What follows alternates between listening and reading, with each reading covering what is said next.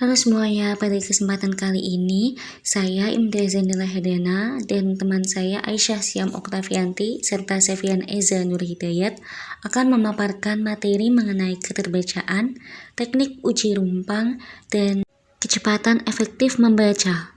Keterbacaan berasal dari kata readability yang memiliki bentuk dasar readable yang berarti dapat dibaca atau terbaca.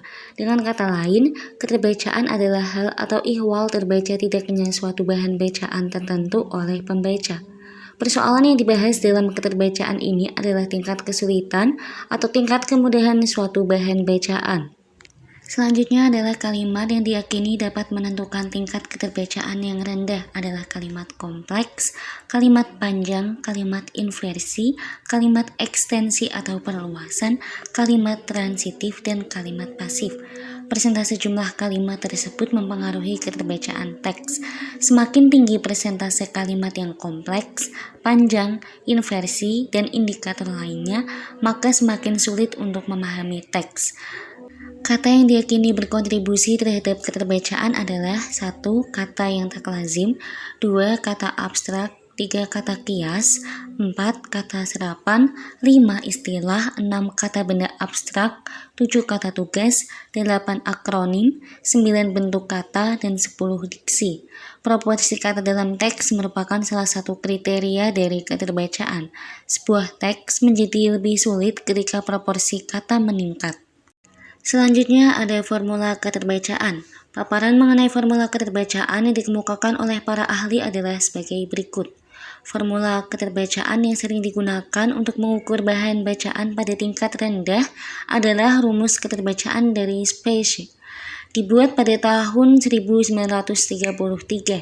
Sedangkan rumus yang umum digunakan di kelas 4 dan 16 adalah rumus dari Dale dan Cole yang diperkenalkan pada tahun 1947. Selain formula tersebut, kita juga mengenal Frey grafik. Pada tahun 1977, Edwin Frey menggagas sebuah teknik keterbacaan yang mulai dikenal orang-orang dengan nama Frey grafik. Bagian ini adalah hasil dari upaya untuk menyederhanakan teknik yang digunakan untuk menentukan keterbacaan wacana. Faktor panjang kalimat dan kata sulit masih digunakan, tetapi tingkat kesulitan kata diperkirakan berdasarkan jumlah suku kata. Artinya, rumus ini mendasarkan rumus keterbacaannya pada dua faktor, yaitu panjang kata dan tingkat kesulitan kata. Panjang kata dan tingkat kesulitan kata tersebut ditunjukkan dengan jumlah suku kata yang menyusun setiap kata dalam wacana. Untuk mengukur keterbacaan buku dengan grafik Frey dilakukan setidaknya 3 kali dengan pilihan sampel yang berbeda. Bagian Frey merupakan hasil penelitian terhadap tuturan bahasa Inggris, sehingga bagian ini tidak cocok untuk mengukur keterbacaan tuturan bahasa Indonesia, kecuali dilakukan modifikasi terhadap formula tersebut. Langkah-langkah dalam penggunaan grafik Frey adalah sebagai berikut. 1.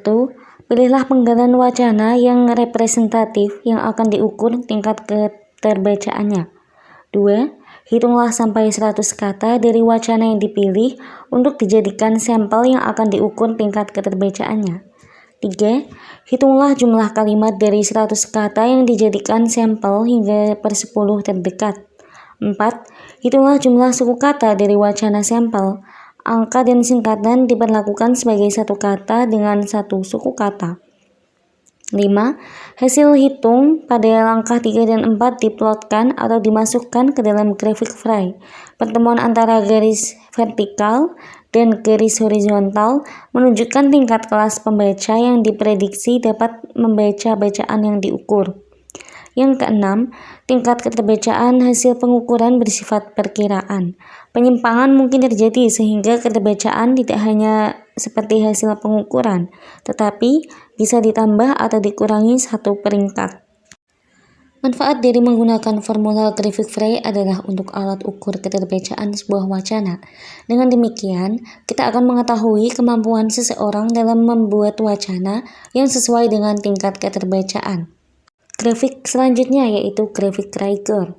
Grafik Rieger ini diperkenalkan oleh Anton Rieger. Grafik Rieger memiliki kesamaan dengan grafik Frey, namun juga memiliki perbedaan. Perbedaan pada kedua grafik tersebut terletak pada kalimat terpendeknya. Grafik Frey meletakkan kalimat terpendeknya pada bagian atas grafik, sedangkan grafik Rieger meletakkan di bagian bawah. Untuk bacaan yang menggunakan bahasa Indonesia, grafik Rieger lebih cocok digunakan untuk mengukur tingkat keterbacaan daripada grafik Frey. Prinsip penggunaan grafik Rieger adalah sebagai berikut. Langkah pertama, menghitung 100 buah perkataan dari wacana yang hendak diukur tingkat keterbacaannya itu sebagai sampel. Deretan angka tidak dipertimbangkan sebagai kata. Langkah kedua, menghitung jumlah kalimat sampai pada persepuluhan terdekat. Langkah ketiga, menghitung jumlah kata-kata sulit, yaitu kata yang dibentuk oleh 6 huruf atau lebih. Kriteria tingkat kesulitan sebuah kata di sini didasari oleh panjang pendeknya kata, bukan oleh unsur semantisnya. Langkah terakhir adalah hasil yang diperoleh dari langkah 2 dan 3 itu dapat diplotkan ke dalam grafik Rieger untuk menentukan peringkat keterbacaan wacananya. Kemudian adalah keterbatasan formula keterbacaan. Keterbatasan pada formula keterbacaan adalah rumusan formula-formula keterbacaan yang sering digunakan untuk mengukur tingkat keterbacaan yang tidak memperhatikan unsur semantis. Keterbatasan lainnya adalah pada penggunaan slang, kemudian makna ganda atau minat pembaca. Selain itu, formula keterbacaan juga tidak bisa digunakan untuk bacaan fiksi atau karya sastra, khususnya pada karya sastra yang berupa puisi. Puisi memiliki bentuk yang khas dengan struktur kalimat yang jauh berbeda dari struktur kalimat pada karya non-fiksi. Keterbatasan yang ada pada formula keterbacaan seyogianya menjadi bahan pertimbangan pada waktu menentukan tingkat keterbacaan wacana. Baik, materi selanjutnya adalah materi mengenai teknik uji rumpang yang akan disampaikan oleh Aisyah Siam Oktavianti. Materi selanjutnya ialah teknik uji rumpang. Teknik uji rumpang atau TUR atau teknik isian rumpang mula-mula diperkenalkan oleh Wilson Tyler dengan nama closed procedure. Teknik ini diilhami oleh suatu konsep ilmu jiwa Gestalt yang dikenal dengan istilah closure. Konsep ini menjelaskan tentang kecenderungan manusia untuk menyempurnakan suatu pola yang tidak lengkap secara mental menjadi suatu kesatuan yang utuh terkait dengan pengertian. Teknik uji rumpang, Hittelman dalam Haryadi menyatakan bahwa teknik uji rumpang ialah sebuah teknik penghilangan kata-kata sistematis dari wacana dan pembaca diharapkan dapat mengisi kata-kata yang hilang tersebut dengan kata yang sesuai. Seperti halnya teknik pengajaran membaca lainnya, teknik uji rumpang juga memiliki kegunaan. Kegunaan tersebut yakni untuk mengukur tingkat keterbacaan sebuah wacana dan melatih keterampilan serta kemampuan siswa melalui kegiatan belajar mengajar. Dapat disimpulkan bahwa teknik uji rumpang adalah sebuah teknik untuk melatih daya tangkap pembaca terhadap pesan penulis dengan cara menyajikan bacaan yang tidak utuh. Dan pembaca bertugas untuk mengisinya sehingga menjadi bacaan seperti semula. Lalu ada kegunaan teknik isian rumpang. Yang pertama, teknik isian rumpang bermanfaat untuk menguji tingkat kesukaran dan kemudahan bahan bacaan, mengklasifikasikan tingkat baca siswa atau pembaca, yakni tingkat independen, instruksional atau frustasi, dan mengetahui kelayakan wacana sesuai dengan kegiatan belajar. Yang kedua, melatih keterampilan dan kemampuan baca siswa melalui kegiatan belajar mengajarkan membaca, terutama dalam hal penggunaan isyarat sintaksis, penggunaan isyarat semantik, penggunaan isyarat skematik, peningkatan kosakata, dan peningkatan daya nalar dan sikap kritis terhadap bahan bacaan. Selanjutnya adalah fungsi teknik uji rumpang. Menurut Harja Sujana dan Mulyati, dalam pembelajaran, teknik uji rumpang mempunyai dua fungsi utama, yaitu sebagai alat ukur dan sebagai alat ajar. Fungsi TUR atau teknik uji rumpang yang pertama adalah sebagai alat ukur untuk mengukur tingkat keterbacaan wacana. Suatu wacana dapat ditentukan tingkat kesukaran dan dapat diketahui kelayakan pemakaiannya oleh siswa tertentu setelah melalui pengukuran dengan prosedur ini. Fungsi teknik uji rumpang yang kedua adalah sebagai alat pembelajaran membaca. Dalam fungsinya sebagai alat ajar, penggunaan TUR dapat dipergunakan untuk melatih kemampuan dan keterampilan membaca siswa. Lalu ada kriteria pembantu wacana rumpang. Menurut Wilson Tyler sebagai pengembang teknik ini, mengusulkan sebuah prosedur yang baku untuk sebuah konstruksi wacana rumpang. Usulan itu meliputi hal-hal sebagai berikut. Yang pertama, memilih suatu wacana yang relatif sempurna, yakni wacana yang tidak bergantung pada informasi sebelumnya. Yang kedua, melakukan penghilangan atau pelesapan setiap kata, tanpa memperhatikan arti dan fungsi kata-kata yang dihilangkan atau dilesapan tersebut. Yang ketiga, mengganti bagian-bagian yang dihilangkan tersebut dengan tanda-tanda tersebut. Misalnya, dengan tanda garis mendatar yang sama panjangnya. Lalu yang keempat, memberi salinan dari semua bagian yang direproduksi kepada siswa atau peserta tes.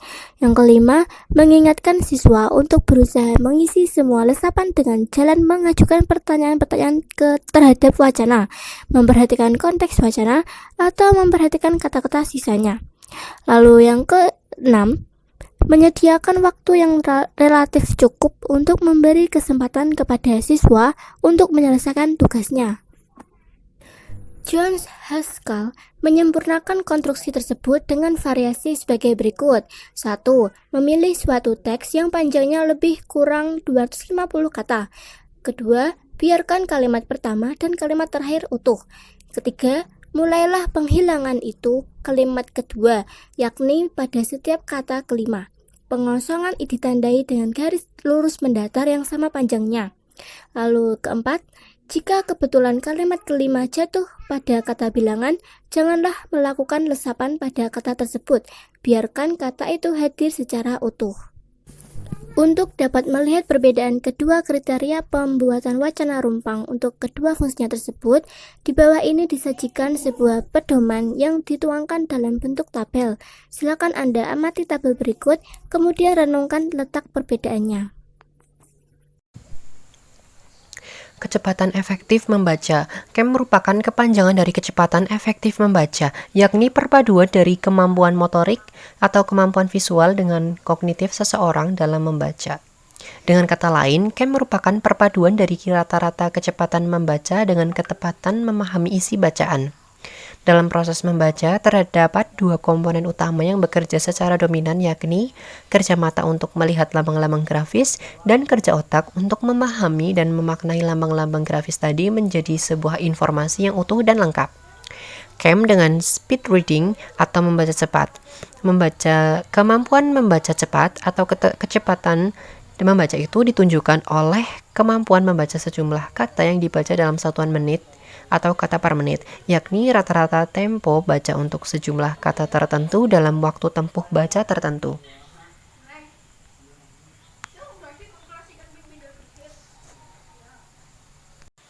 Faktor-faktor yang mempengaruhi KEM. Faktor pengaruh KEM adalah sebagai berikut. 65% merupakan kontribusi dari intensitas baca, 25% dari IQ, dan 10% sisanya dari faktor lain-lain. Omagio 1984 lebih menyoroti aspek pemahaman bacaan sebagai wujud dari pengukuran aspek kognisi. Menurutnya, pemahaman bacaan bergantung pada gabungan dari pengetahuan bahasa, gaya kognitif, dan pengalaman membaca. Harja Sujana 1992 mengidentifikasi 5 faktor sebagai pemengaruh kemampuan membaca, yakni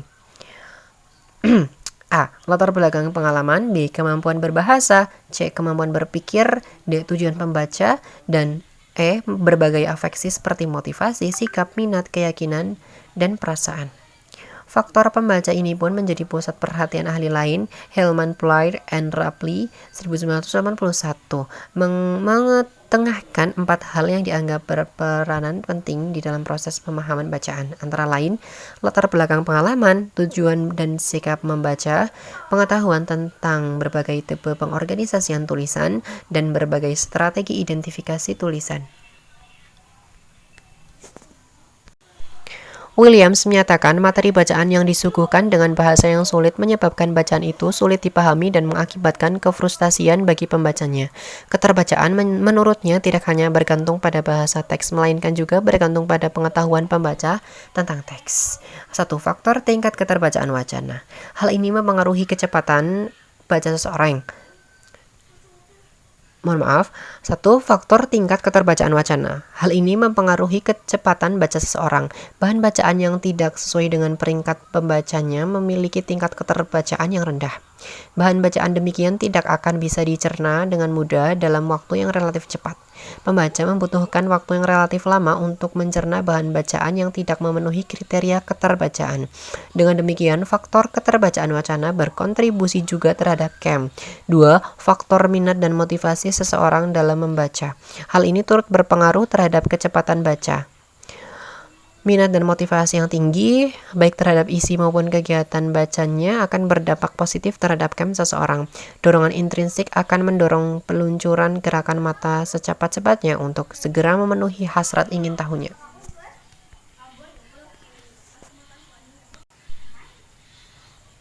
Tiga, faktor kebiasaan membaca. Para ahli mengidentifikasi sejumlah kebiasaan buruk yang sangat berpengaruh terhadap kecepatan baca. Kebiasaan-kebiasaan yang dimaksud adalah membaca dengan vokalisasi, membaca dengan gerakan bibir, membaca dengan gerakan kepala, membaca dengan menunjuk baris bacaan dengan jari, pena, atau lainnya, atau membaca dengan pengulangan-pengulangan kata, frase kalimat, membaca dengan subvokalisasi, membaca kata demi kata, dan membaca secara insidental. 4. Faktor penguasaan teknik-teknik membaca yang tepat yang sesuai dengan tujuan, bahan, dan jenis bacaannya. Teknik-teknik membaca yang secara umum dikenal oleh orang lain antara lain: 1. Teknik baca pilih atau selecting, yaitu membaca bahan bacaan atau bagian-bagian bacaan yang dianggap relevan atau mengandung informasi yang dibutuhkan pembaca. 2. Teknik baca layap atau skimming, atau dikenal juga dengan istilah membaca sekilas, yaitu membaca dengan cepat atau menjelajah untuk memperoleh gambaran umum isi buku atau bacaan lainnya secara menyeluruh. Seorang pembaca yang menggunakan teknik skimming hanya memetik ide-ide pokok bacaan atau informasi-informasi penting atau intisari suatu bacaan. Teknik ini dipergunakan untuk memenuhi tujuan berikut: mengenali topik bacaan, mengetahui pendapat orang lain, mengetahui bagian penting tanpa harus membaca seluruh bacaan, mengetahui organisasi penulisan, urutan ide pokok, hubungan antar bagian, menyegarkan apa yang pernah dibaca, misalnya dalam mempersiapkan ujian atau ceramah. 3. Teknik baca lompat atau skipping, yaitu membaca dengan loncatan-loncatan. Maksudnya, bagian-bagian bacaan yang dianggap tidak relevan dengan keperluannya atau bagian-bagian bacaan yang sudah dikenalnya tidak dihiraukan. Bagian bacaan yang demikian dilompati untuk mencapai efektivitas dan efisiensi membaca. 4. Teknik baca tatap atau scanning, atau dikenal juga dengan istilah sepintas, yaitu suatu teknik pembacaan sekilas, cepat tetapi teliti dengan maksud untuk memperoleh informasi khusus atau tertentu dari bacaan. Pembaca yang menggunakan teknik ini akan langsung membaca bagian tertentu dari bacaannya yang berisi informasi atau fakta yang diperlukannya tanpa menghiraukan bagian-bagian lain yang dianggap tidak relevan. Menurut Pearson, faktor-faktor yang mempengaruhi kemampuan membaca dapat diklasifikasikan ke dalam dua kategori, yakni faktor dalam dan faktor luar. Faktor dalam bersumber pada diri pembaca, faktor luar dibaginya lagi menjadi dua kategori, yakni unsur dalam bacaan dan sifat-sifat lingkungan baca. Unsur dalam bacaan berkaitan dengan keterbacaan dan faktor organisasi teks. Sifat lingkungan baca berkenaan dengan fasilitas, guru, model pengajaran, dan lain-lain. Cara mengukur KEM. Cara menghitung rata-rata kecepatan baca adalah dengan cara membagi jumlah kata yang dibaca dengan jumlah waktu tempuh. Sebagai contoh, jika seseorang dapat membaca sebanyak 2.500 perkataan dalam waktu 5 menit, artinya kecepatan rata-rata baca pembaca tersebut adalah 500 kpm. Untuk menentukan persentase pemahaman seseorang terhadap isi bahan bacaan, ialah dengan cara membagi skor bobot tes pemahaman isi bacaan yang dapat dijawabnya dengan benar dengan bobot skor ideal, kemudian diperkalikan dengan 100%. Misalnya, jika seseorang dapat menjawab dengan benar tes pemahaman isi bacaan sebanyak 32 dari skor ideal 50, maka persentase pemahaman isi pembaca yang bersangkutan adalah 64%. Kaitan antara KEM, tujuan membaca, dan karakteristik bacaan. Pembaca yang fleksibel merupakan pembaca yang efektif dan efisien, yakni pembaca yang selalu menyesuaikan kecepatan bacaannya itu sesuai dengan tujuan dan kebutuhannya, serta jenis dan karakteristik bahan yang dihadapinya. Berikut ini disajikan rincian rata-rata kecepatan membaca yang disesuaikan dengan keperluan baca. Kecepatan dalam membaca. Kecepatan 100 kpm atau lebih biasa digunakan pada saat membaca skimming atau scanning. Kecepatan antara 500 sampai 800 kpm digunakan untuk membaca bahan bacaan yang mudah. Kecepatan antara 350 atau 500 kpm digunakan untuk membaca bacaan yang tergolong ringan, yang bersifat deskriptif, informatif, dan bahan bacaan fiksi yang agak sulit untuk menikmati keindahan sastranya atau mengantisipasi akhir dari sebuah cerita. Kemudian kecepatan antara 250 sampai 350 kpm digunakan untuk membaca fiksi yang kompleks guna menganalisis watak tokoh dan jalan cerita atau bahan-bahan bacaan non-fiksi yang agak sulit yang mendapatkan detail informasi, mencari hubungan dan atau melakukan kerja evaluatif mengenai ide penulisnya. Kecepatan antara 100 sampai 125 kpm digunakan untuk mempelajari bacaan yang sukar, bacaan ilmiah yang bersifat teknis, analisis nilai sastra klasik, memecahkan persoalan yang dirujuk bacaan, atau bacaan yang berisi instruksi. Kecepatan rata-rata hendaknya disertai dengan minimal 70% pemahaman isi bacaan, karena kecepatan rata-rata di atas masih merupakan kecepatan kasar yang belum menyertakan pemahaman isi bacaan. Berdasarkan hasil studi para ahli membaca di Amerika, kecepatan yang memadai untuk siswa tingkat akhir sekolah dasar kurang lebih 200 kpm, siswa SLTP 200 sampai 255 kpm, siswa SLTA 250 sampai 325 kpm, dan tingkat mahasiswa 325 sampai 400 kpm dengan pemahaman isi minimal 70%. Baik, itulah pemaparan materi dari kelompok kami. Untuk kurang dan lebihnya, kami mohon maaf yang sebesar-besarnya. Buah durian dibungkus daun sirih. Cukup sekian dan terima kasih.